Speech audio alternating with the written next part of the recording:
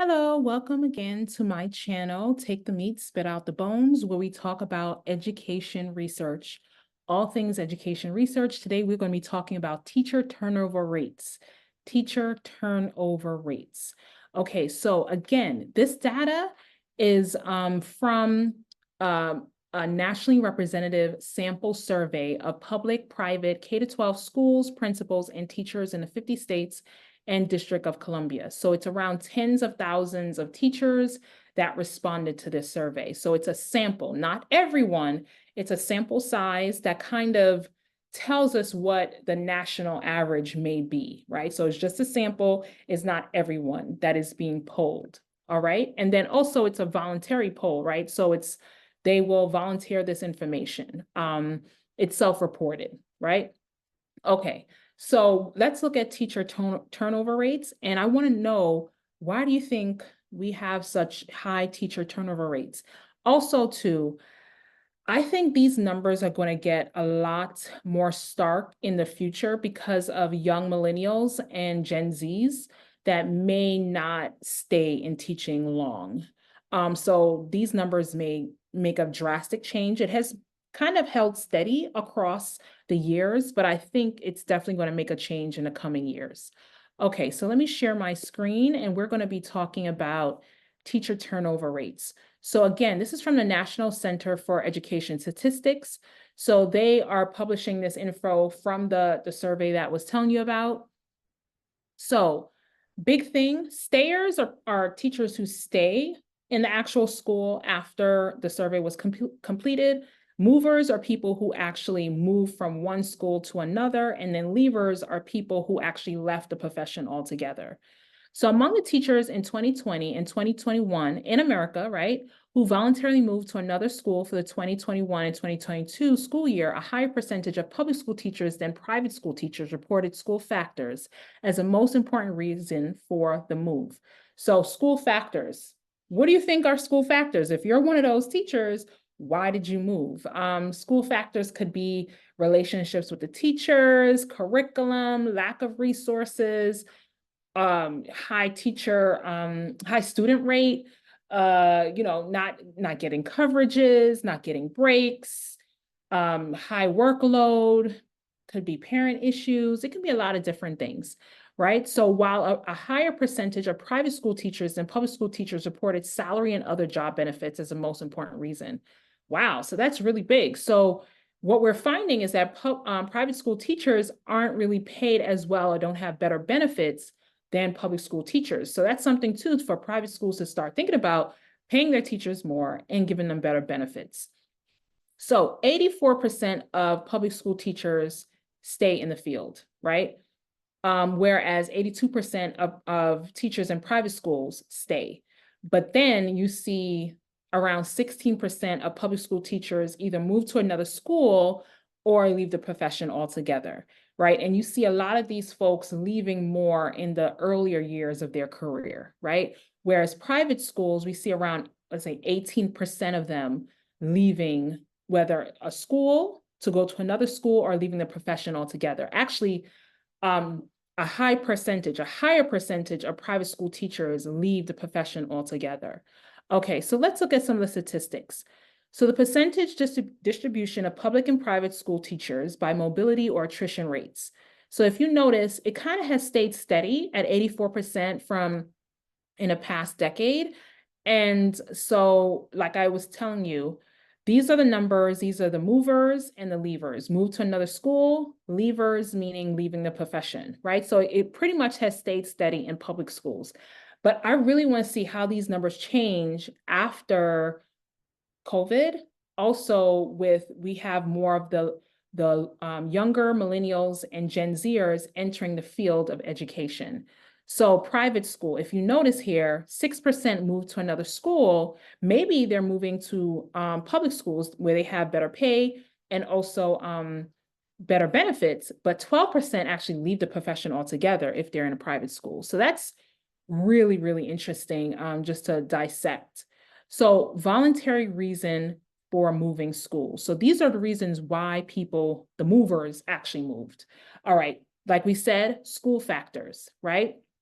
For public schools, whereas private schools is salary and other job benefits. So then we see personal life factors, right, being the next reason for public and private.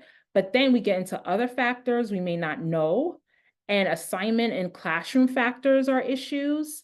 But then look at this. So student performance factors aren't really one of the reasons why teachers end up leaving or moving, or rather moving schools. It's really more of the school factors and salary and job benefits. So these are some things for policymakers. Hello, policymakers.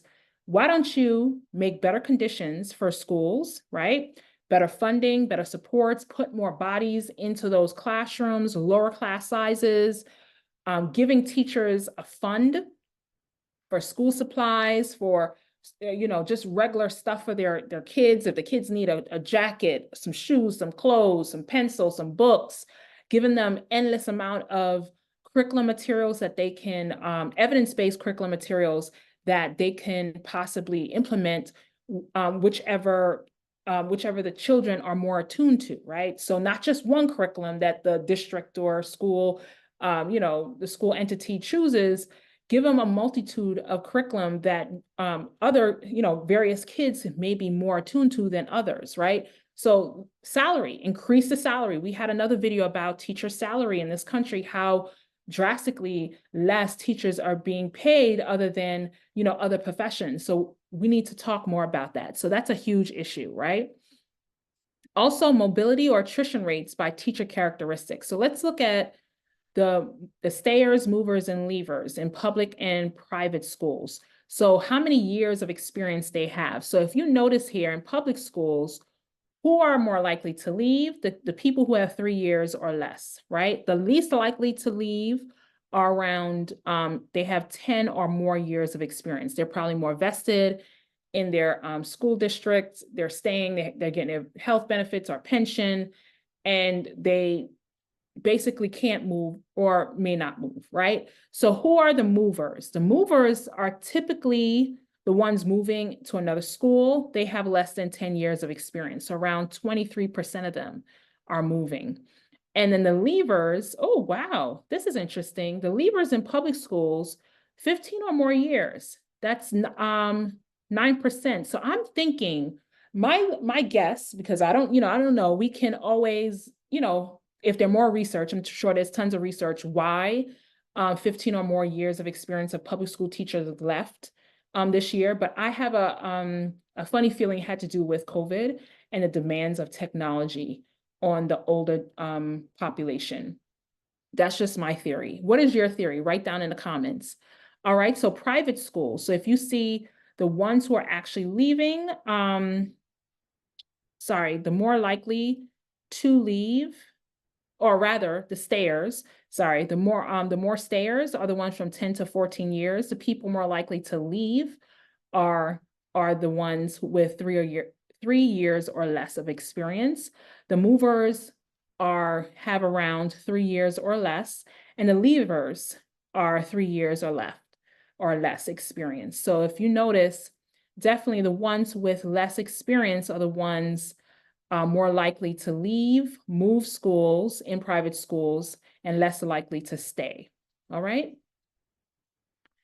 Okay, so here, these are mobility or attrition status by school characteristics. This is based on the locale of the school. So this is a percentage distribution of public and private school teachers who are stayers, movers, and leavers by school locale. So here, this is where city, suburban, town, or rural. So this is interesting. So who are more likely to stay? So we have more town and rural and suburban. So it's almost pretty even when it comes to the stayers and leavers. So not so much, I think more of the drastic difference we can say here, the leavers are more likely town folk in private schools, right? So we see more of a kind of a difference in this data, but pretty much it stays stable, or it's pretty much the same across for city, suburban, town, or rural. But remember, this is national data. So if you look at your local data, it may be drastically different. So in your school district, you may have a lot of people leaving. You may have 30% leavers, right? Whereas another school district only may have 5%. So it just depends, because this is the This is from a sample size. So yeah, so it's not everyone being polled, but a big thing that is a lot of times underreported or not, people don't put a lot of emphasis on is not so much people are not, they're leaving, they're moving to different schools, but they're actually no one filling the positions of schools. So there's a lot of teacher openings that don't get filled, like science positions, math positions, SPED positions, right? So that's a huge number in itself. So let's look at some of that data and then we'll stop. Okay, so here, these are the teacher openings in elementary and secondary schools. So this is huge because you'll see like in the beginning of the school year, you'll see like a school district, oh, they have 30% of the teachers to fill, and we need to fill these numbers. Like a lot of the schools I work with, they have to fill typically the high need areas, math, science, SPED, also language learners, right?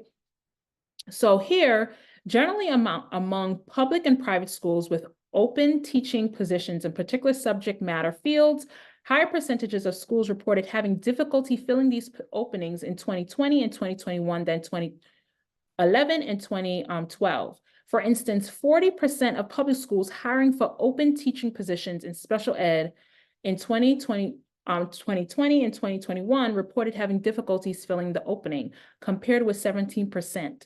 So, wow. So if you look at that, that's around, that is what, 23% more openings from a decade ago. So people are not filling these positions in SPED. Why do you think so? I have many thoughts, but please write them down in the comments. Okay, so let's look at this. This is a percentage of public and private elementary and secondary schools hiring for at least one open teaching position school-wide. So wow, so if you notice here, public schools, around 80% of them have a position that has not been filled, whereas around 68% of private schools. So that's a lot. So that it has definitely, vacancies have increased in the past decade, right? So let's look at the fields where we have at least one open teaching position school-wide. So if you notice, yeah, public schools definitely have a lot of openings in SPED, in general elementary. We see some openings definitely in ELA, math, but the biggest in general elementary and SPED, right? And then private schools, you definitely see general elementary, less in SPED, but we definitely English language arts, right? So SPED is a high need area, definitely in public schools and somewhat of private schools. But remember, private school teachers are leaving a lot more than public school teachers for salary and benefits. Okay, so let's look at another graph. So here, public and private schools having difficulties filling open teaching positions. So here, this is the hiring for at least one open teaching position in a specific field percentage that found it very difficult or were not able to fill the opening at all. So here, so foreign languages. So we need some foreign language teachers. We need some SPED teachers. So this is, I believe this is public. And then here is private school. So we have a lot of, and then physical sciences, like I said, those high need areas, languages, SPED, sciences, math go a lot unfilled. So I have worked in schools where they just didn't have science in one grade, right? So what are the likelihood of these students going into a science field if they aren't even taught science? Also, this is a controversial statement. A lot of folks aren't teaching science and social studies in elementary school until they have to take a test, a standardized test. So that's something too to think about. If these things go unfulfilled, what are the likelihoods of these students graduating and going into STEM fields, right? So maybe this is a reason why, America has to hire out when it comes to the field of STEM, right? So these are some things to think about. Last graph, this is among public and private elementary and secondary schools that were hiring for at least one open teaching position in SPED and math, percentage that found it very difficult or were not able to fill the opening. So here, this is SPED and math. This is public schools. So wow, so around, that is interesting. So it's around 40%. I think it's around 40% of schools that are in need of a position filled either in SPED or math that probably were not filled. Wow. And then also, if you notice, percentage of students eligible for free or reduced lunch, you see a lot of that in those schools as well, not being filled. Okay, and in town areas, they're not being filled as well. So yeah, so SPED and math are really high need areas. So if you want to go into the field of teaching, those are some areas to focus on. Also, there's some incentives of getting teacher loan forgiveness too as well if you teach in a Title I school in those high need areas for 5 consecutive years.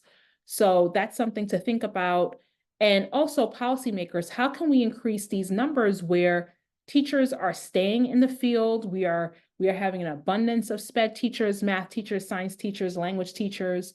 What are your theories, right? So please write in the comments. Please like, share, subscribe, and come back for another video on education research. Bye.